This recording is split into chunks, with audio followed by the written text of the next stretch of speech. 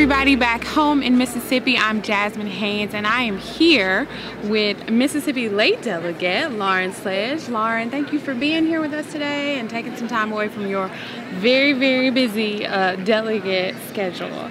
Let me ask you a couple of questions. So you were elected as a lay delegate in 2015, right? So we'll have another election for 2020 delegation at annual conference this year. What do people who are considering becoming a conference delegate need to know about what it takes to be a delegate? What commitments they may need to sign up for if they decide to run? Yeah, so for people who are thinking about or considering running to be a delegate for the 2020 General Conference, it's important that you take a look at your time commitments that you already have. It's very time-consuming to be a delegate in that you must read a lot of petitions. This General Conference is different in that we are only dealing with very minimal petitions because we're focusing on this issue of human sexuality and where our church will stand. But in the 16 General Conference, we received probably about at least 500 pages of petitions that we had to read through and understand. Wow.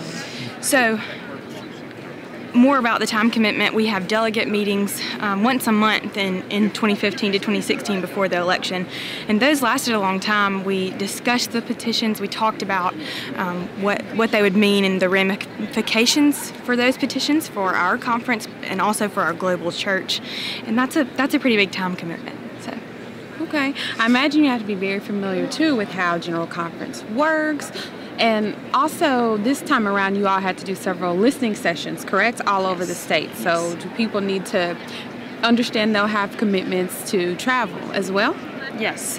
Commitments to travel will be serious. The process is similar to the process that we use at our annual conference meetings in Mississippi, but for every vote we use voting machines, which they train us on, but it's still important that you understand that you're not going to be just up or down, say aye if you agree kind of votes, which is different than our annual conference most of the time.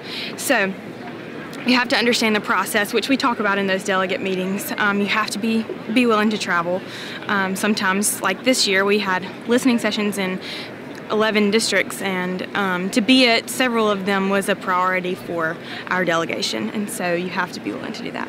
Okay, so this being your second delegation, what's your experience been like as being a delegate? What's something that may be an experience that stood out to you?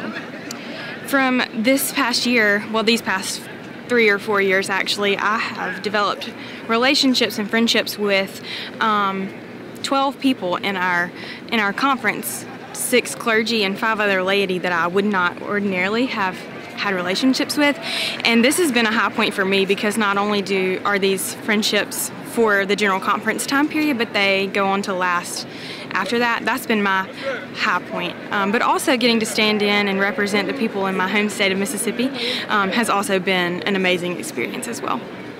Lauren, this is your second General Conference, correct? Yes. How has this called session experience been different so far from the previous General Conference in 2016? So at ordinary General Conferences, we are divided into legislative committees, and for our delegation, we all chose to go to different legislative committees instead of the same ones so that we would get our voice out farther. For this General Conference, we only have one legislative committee in which all 864 delegates are sitting in together, and this has been a very learning experience for us in that many people are trying to get their voice in. So it's taken a learning curve for all of us for sure.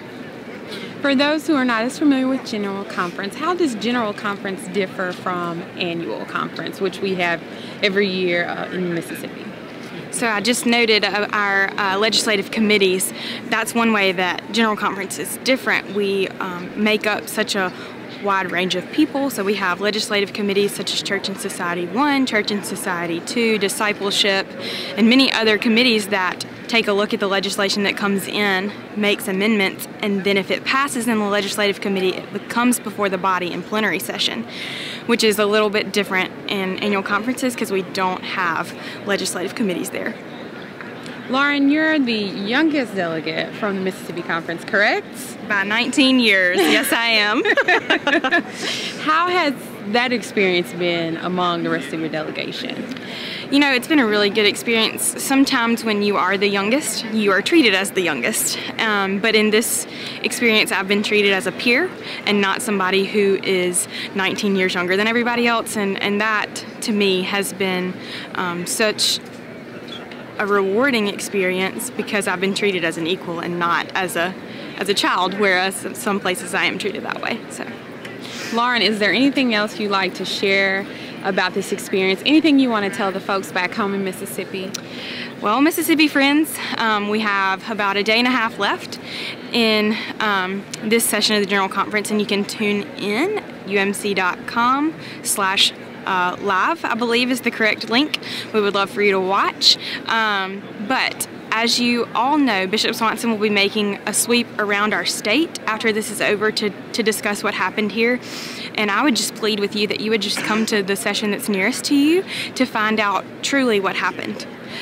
One other thing that I would like to say is be sure that you are reading reliable information.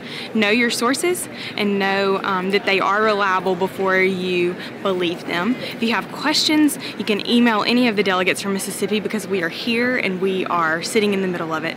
So we hope that you're well at home. We're praying for those who are in the midst of floods and recovering from the tornado. Lauren, thank you so much for taking time and stopping and talking with us. The information that Lauren has just announced, the delegation information, is on our conference website, as well as all other information related to General Conferences at the www.mississippi-umc.org/GC2019. As always, you can keep up with the latest updates on that website, as well as Mississippi's Facebook page, which is the Mississippi United Methodist Conference. Again, like she said, make sure that you're checking for accurate information, and we've got it, so you are welcome to stop there and check that out. So stay tuned for more news and updates on General Conference.